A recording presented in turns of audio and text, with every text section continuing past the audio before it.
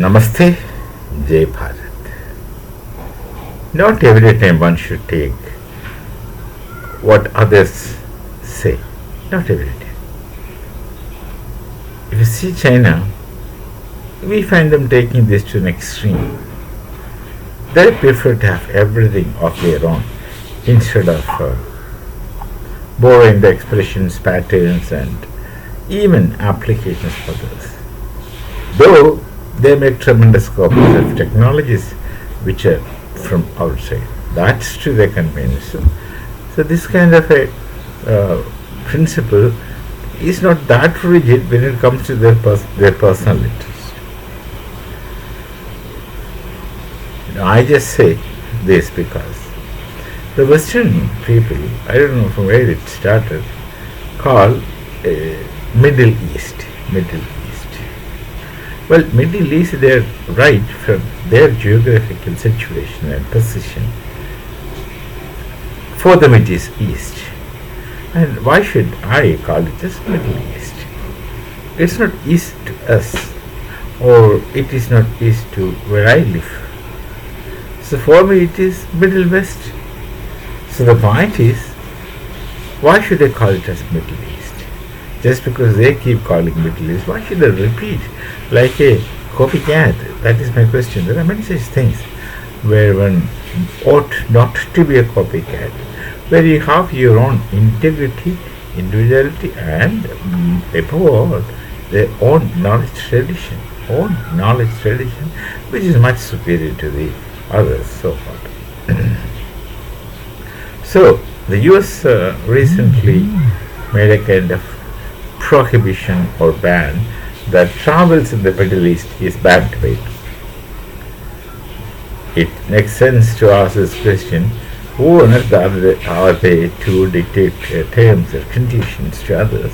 But they do it, and others, many do listen.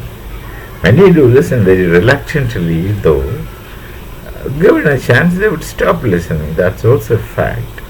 There is some kind of, dependence on US of some kind. Either it's a dependence or a sense of dependence. In vast majority of the case, it's a sense of dependence, not real dependence. Pakistan and Bangladesh, Bangladesh means the Bangladesh of Yunus, are classical examples. They think that when they are in crisis, America will save them. And America till now has not saved anyone. They have only looked after their interest, and you just can't find fault with them. They were never transparent, and you don't expect them to be transparent. They're business people, trades people. The ethics of trade is that I make benefit, and if you make benefit, that's your smartness. But I would definitely interact with you for my benefit. If you are smart enough, you make benefit. I know how to protect my interests. It is a simple kind of ethics, trade of ethics, which is not really ethics, but then that's the practice. That's a pattern. So this ban is there that no one should travel, and my Prime Minister coolly travels to Yisrael. But why he goes to Israel? Because there had been this drumbeat going on all around the world that Iran will be attacked. I don't know, but I personally don't think that no one is going to attack Iran. There may be some missiles sent at the most, and they have made this show of weaponry, the military might of America all around Iran. It should give the impression that Iran can be turned into ashes. The Hindus have the story of Bhasmasura, who would just touch, and with the tip of his fingers, wherever he touches, the entire thing will turn into ashes. So this kind of a show, this kind of a demonstration of weaponry machines, and to a large extent manpower, just around someone who is targeted by them is nothing but show off. I will say this in between. My Prime Minister, people should study from him. He doesn't say. He doesn't speak at all. Diagonally opposite to the Pakistanis. They speak only and can't do anything, so they don't do anything. They don't do anything because they can't do anything. Whether it is in cricket or war or anything, they can just do one thing. That is proxy war. That is to create terrorists, and these people are already turned mad.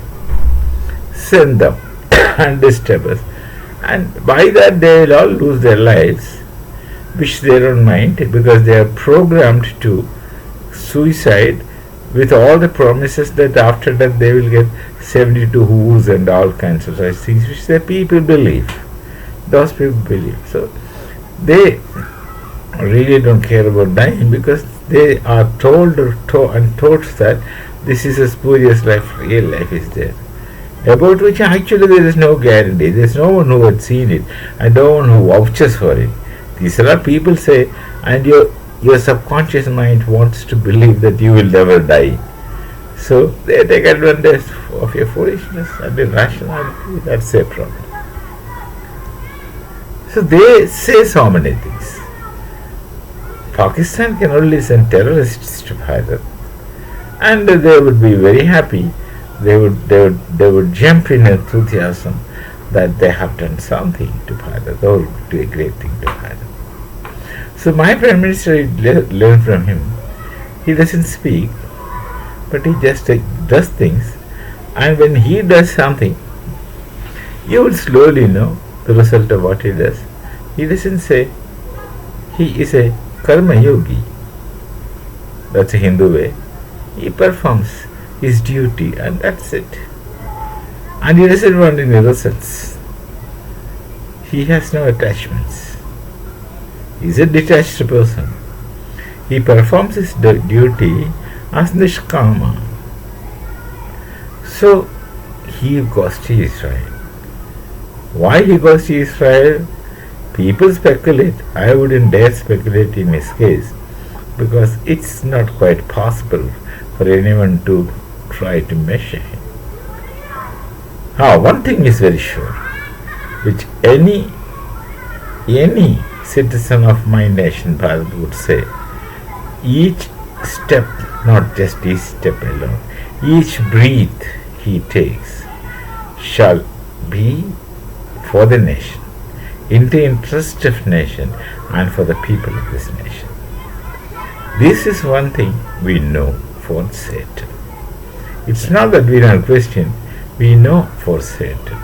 And when there are these 0.5 characters in our nation, that's why 2.5 enemies we have. These 0.5 characters, they will do research and try to find out fault with him. They had been doing it for the last 11 years and they will continue to do that, and which will yield no results. What do you take for the citizens of this nation for? Are they like Pakistanis? You say any damn thing and these people will believe. People of Bharat are not idiots and foolish. They don't do cousin marriages and their IQs are not low. The world witnesses that. They understand it. So, he visits Israel, and Israel is number one trustworthy friend of Bharat. Russia definitely is one among them. Trusted people, we count Israel and Russia, and others come afterwards. Not that others are not that trustworthy, but complete trustworthiness rests in Israel and Russia. So he goes to Israel, he wouldn't simply go like Asim and eat. He doesn't eat, he is a vegetarian. And when there is fasting season, he fasts. Not only he, I'm also vegetarian, many of us are vegetarians. So we are not crazy of food that way. There is a saying, if there is time anyway, This is saying that you take food for just sustenance, nothing more and nothing less.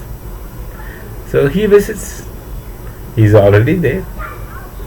They will have reasons. He'll have his reasons to visit, and I'm not supposed to ask. I'm only supposed to receive the results. We all are supposed to see what comes of it, and we are definite and sure it's positive. Whatever it does is positive. We don't want, we are not journalists that way, to go and ask unnecessary questions, unwanted questions, and make a mess of someone's program which are with good intentions. So great, you declare ban on travel of your Middle East and our Middle West. But when I want to go, I will just go. You keep your ban right in your pocket. We shall meet again. Namaste. Jai Bharat, Jai Siya Ram.